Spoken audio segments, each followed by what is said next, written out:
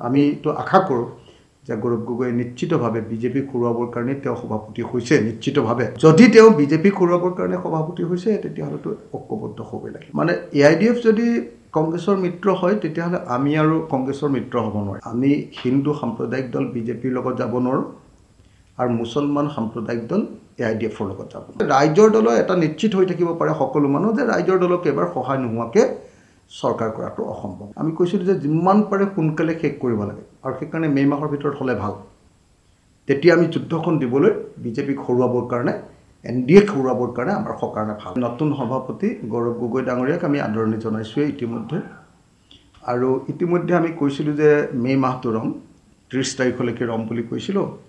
আৰু 1 জুন তাৰিখৰ পৰা আমি নিজাববীয়াকৈ সিদ্ধান্ত ল'ম বুলি কৈছিলোঁ কিন্তু যেহেতু সভাপতি সলনি হ'ল গতিকে আমি যেটো সময়ৰ কথা কৈছিলোঁ যে আমি মে' মাহটো ৰম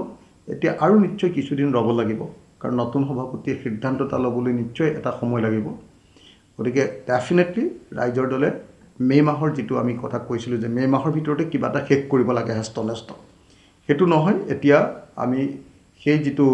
সময়সীমাৰ কথা কৈছিলোঁ সেই সময়সীমাটো বহুতে আকৌ কৈছিলে যে এনেকুৱা হেৰি কৰিছে বুলি আমি তেনেকুৱা ধৰণে কোৱা নাছিলোঁ আমি কৈছিলোঁ যে যিমান পাৰে সোনকালে শেষ কৰিব লাগে আৰু সেইকাৰণে মে' মাহৰ ভিতৰত হ'লে ভাল তেতিয়া আমি যুদ্ধখন দিবলৈ বিজেপিক হৰুৱাবৰ কাৰণে NDA হৰুৱাবৰ কাৰণে আমাৰ কাৰণে ভাল হ'ব কিন্তু এতিয়া যেহেতু তেওঁলোকৰ কংগ্ৰেছ দলৰ দলপতি সলনি হৈছে ৰাজ্যিক সভাপতি সলনি হৈছে গতিকে নিশ্চিতভাৱে আমি আৰু কেইদিনমান ৰব লাগিব আৰু আমি কিছুদিন অপেক্ষা কৰিম আৰু যদি তেওঁলোকৰ পৰা ইতিবাচক ফলাফল আহে তেতিয়ালে ভাল আৰু নহলে তেতিয়ালে দেখা যাব আমি তো আশা কৰোঁ যে গৌৰৱ গগৈ নিশ্চিতভাৱে বিজেপি খুৰুৱাবৰ কাৰণে তেওঁ সভাপতি হৈছে নিশ্চিতভাৱে আৰু যদি তেওঁ বিজেপি খুৰুৱাবৰ কাৰণে সভাপতি হৈছে তেতিয়াহ'লেতো ঐক্যবদ্ধ হ'বই লাগিব ঐক্যবদ্ধ হোৱাৰ বাহিৰে আৰু কোনো বিকল্প নাই মানে AIDF যদি কংগ্ৰেছৰ মিত্ৰ হয় তেতিয়াহ'লে আমি আৰু কংগ্ৰেছৰ মিত্ৰ হ'ব নোৱাৰিম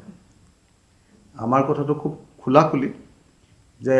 আমি হিন্দু সাম্প্ৰদায়িক দল বিজেপিৰ লগত যাব নোৱাৰোঁ আৰু মুছলমান সাম্প্ৰদায়িক দল AIDFৰ লগত যাব নোৱাৰোঁ যদি কংগ্ৰেছে যদি AIDFৰ লগত যাম বুলি কয় মইতো নাজানো কোৱা নাই চাগে কংগ্ৰেছে নাযাব চাগে কিন্তু যদি যায় তেতিয়াহ'লেতো আৰু আমি কংগ্ৰেছৰ লগত থাকিব নোৱাৰোঁ তেতিয়া AIDF থাকিলেতো আমি হেতু জোটত থাকিব নোৱাৰোঁ এইটো কথা আপোনালোকক খাটাংকে কৈ দিছোঁ এইটো তাৰ কোনো কম্প্ৰমাইজ সাম্প্ৰদায়িক শক্তিৰ লগত কোনো কম্প্ৰমাইজ পাব ইয়া হিন্দু সাম্প্ৰদায়িক শক্তি হোক ইয়া মুছলমান সাম্প্ৰদায়িক শক্তি এইটো কেতিয়াও নহয় মানে আমাৰ ৰাইজৰ দলে এবাৰ 6% ভোট পাব লাগিব 2026 চনত আমাৰ 6% ভোট আমি পাবই লাগিব মানে 6% ভোট পালেহে আমাৰ দলটোৰ এবাৰ ৰিকগনিশ্যন হ'ব নহলে আমাৰ দলটো এনেকৈ ৰেজিষ্টাৰ্ডে হৈ থাকিব ৰিকগনিশ্যনটো আমি নাপাম সেইকাৰণে 6% ভোট পাবলৈ হলে আমি নিশ্চিতভাৱে সাবস্টেন্সিয়েল সিটত আমি ইলেকশ্যন খেলিব লাগিব আৰু যদি ভাল সিটত কেবাটাও সিটত যদি আমি ইলেকশ্যন খেলো তেতিয়াহ'লে নিশ্চিতভাৱে আমাৰ দলে মইতো ভাবো যে ভাল ৰিজাল্ট আমি কৰিব পাৰিম আৰু ভাল ৰিজাল্ট যদি আমি কৰিব পাৰো তেতিয়াহ'লে